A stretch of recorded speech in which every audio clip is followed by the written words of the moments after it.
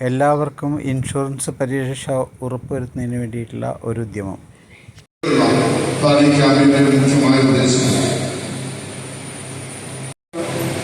ഇത് എത്തിക്കുക എന്നുള്ളതാണ് പഞ്ചായത്ത് ഭരണസമിതി ഏറ്റെടുത്തിരിക്കുന്ന ഏറ്റവും വലിയ പ്രധാനപ്പെട്ട ഒരു കാര്യം. ബഹുമാനപ്പെട്ട സ്വാഗത സിംഗിൽ ഇവിടെ സൂചിപ്പിച്ച ഒരു കാര്യം വളരെ പ്രസക്തമാണ്. മനുഷ്യരെല്ലാവരും രോഗങ്ങൾക്ക് അടിപ്പെടുന്ന ഒരു കാലഘട്ടത്തിലൂടെയാണ് നാം കടന്നുപോയത്. അതുപോലെ തന്നെ അപകടങ്ങൾ, ഇതെല്ലാം മനുഷ്യ ജീവിതത്തിൽ പെട്ടെന്ന് ഉണ്ടാകുന്ന സംഭവങ്ങളാണ്.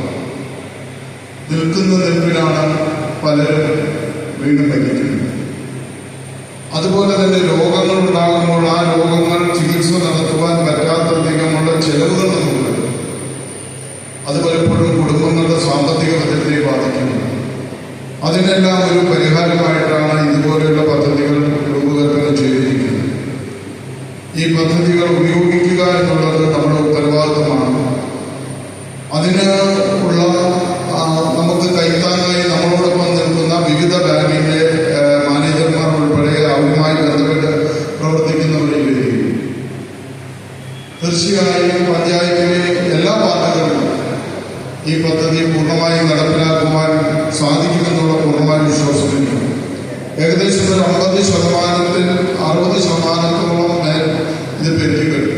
ഇനിയും ബാക്കിയുള്ള 40% ഇതിന്റെ പ്രവർത്തനങ്ങൾ ഇനിയും മുന്നോട്ട് കൊണ്ടുപോകും. Canara bank, south Indian bank, Kerala bank, ഈ അരേഖയിൽ പ്രവർത്തിക്കുന്ന എല്ലാ ബാങ്കുകളുടെയും ശാഖകൾ ഇവിടെ പ്രവർത്തിക്കുകയാണ്. അപ്പോൾ ബാങ്കിൽ അക്കൗണ്ട് ചേരാം, 0% ബാലൻസിൽ അക്കൗണ്ട് ചേരാം. അതോടൊപ്പം തന്നെ മറ്റ് സേവനങ്ങൾ, ബാങ്കിങ് സേവനങ്ങൾ, KYC പറഞ്ഞിട്ടുണ്ട്, അത് പ്രയോജനപ്പെടുത്താം. ഈ കൗണ്ടറുകളിൽ ചെല്ലണം, ആരും വേഗം പോകരുത്. കൗണ്ടറുകളിൽ ചെന്ന് ക്ഷമയോടെ കാത്തിരുന്ന് ഈ രജിസ്ട്രേഷൻ നടത്തണം.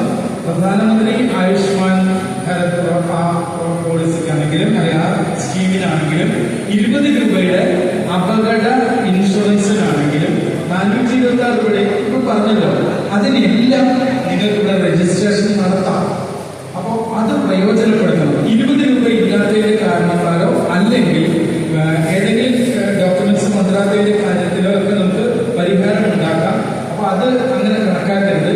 ഏറ്റവും പ്രധാനം, നമ്മുടെ നാട്ടിൽ ഇപ്പോഴും ബാങ്ക് അക്കൗണ്ട് ഇല്ലാത്തവർ, ആധാർ കാർഡ് ഇല്ലാത്തവർ, വോട്ടവകാശം ഇല്ലാത്തവർ, ഇങ്ങനെയുള്ളവരൊക്കെ നമ്മുടെ നാട്ടിൽ ഉണ്ട് എന്നുള്ളതാണ് സത്യം. ഞാൻ വരുന്ന 1-ാം വാർഡില് 3 പേര് അപകട മരണം കൊണ്ട് കഴിഞ്ഞ 1.5 വർഷം കൊണ്ട് മരിച്ചു. 3 പേർക്ക് ഒരു പൈസ പോലും കിട്ടിയില്ല. ഒരു ലോണും മാത്രമല്ല, ബാങ്ക് സോഷ്യൽ സെക്യൂരിറ്റി, സാമൂഹ്യ സുരക്ഷാ പദ്ധതികളുടെ ഏജന്റ് കൂടിയാണ്. അത് നടപ്പിലാക്കുന്നവരാണ്.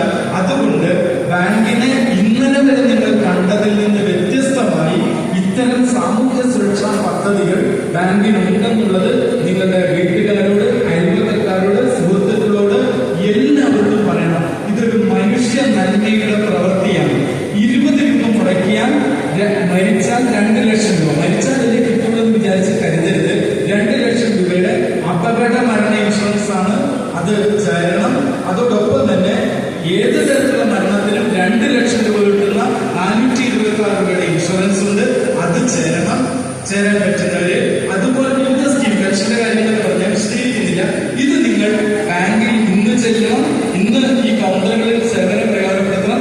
അടുത്ത ദിവസങ്ങളിൽ നിങ്ങളുടെ കുടുംബാംഗങ്ങളെ, നിങ്ങളുടെ കൂട്ടുകാരെ, അയൽവക്കക്കാരെ ബാങ്കിലേക്ക് പറഞ്ഞു വിടണം.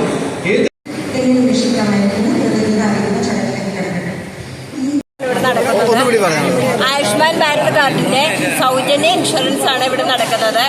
70 വയസ്സ് കഴിഞ്ഞ ആർക്കും ചേരാവുന്ന ഒരു പദ്ധതിയാണിത്. എന്തെങ്കിലും ആരോഗ്യ പ്രശ്നമായിട്ട് നമ്മുടെ ഹോസ്പിറ്റലിൽ പോകുമ്പോൾ അവർക്ക് 5 ലക്ഷം രൂപയുടെ ഇൻഷുറൻസ് കവറേജ് ആണ് ഇതിൽ നിന്നും കിട്ടുന്നത്. ഇൻകം ബേസ്ഡ് ആണോ? ഇല്ല, ഇൻകം ഒന്നുമില്ല. ഇതിൽ ആർക്കും ചേരാവുന്നതാണ്. BPL, APL എന്നുള്ള തരംതിരിവില്ല. അതുപോലെ ജോലിയുള്ളവർക്കോ അല്ലെങ്കിൽ ആർക്കും ചേരാവുന്നതാണ്. ഇതിന് ആകെ ഒരു മാനദണ്ഡം എന്ന് പറഞ്ഞാൽ 70 വയസ്സാണ്.